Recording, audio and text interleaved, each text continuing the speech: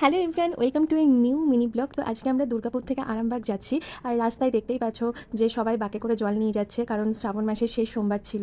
তো বাবার মাথায় জল ঢালার জন্য সবাই বেরিয়ে পড়েছে। আমার তো বেশ রাস্তা দিয়ে যেতে ভালোই লাগছিল। আর আরামবাগ যাওয়ার মাঝে আমরা আমাদের লাঞ্চ সেরে নিয়েছিলাম বনলতাতে। তো এটা আমরা করেই থাকি, এই জায়গাটা না খুব প্রিয় আমাদের কাছে।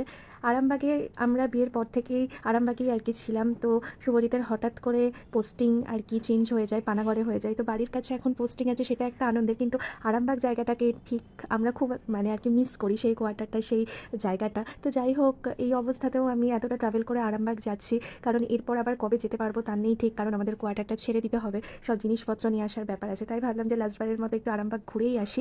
তো খেয়ে টেয়ে নিয়ে আমরা বনলতা রিসর্টটা একটুখানি ঘুরছিলাম। ঘোরার পরে আমরা বেরিয়ে পড়েছিলাম আরামবাগের উদ্দেশ্যে। আর রাস্তায় তো প্রচণ্ড বৃষ্টি পেয়েছিলাম। আর ফাইনালি আমরা আরামবাগের ক্যাম্পাসে ঢুকে গিয়েছি। তো নেক্সট পার্টে আবার সমস্ত কিছুটা তোমাদের সাথে শেয়ার করবো। তো আজকের জন্য ব্লগটা এটুকুই।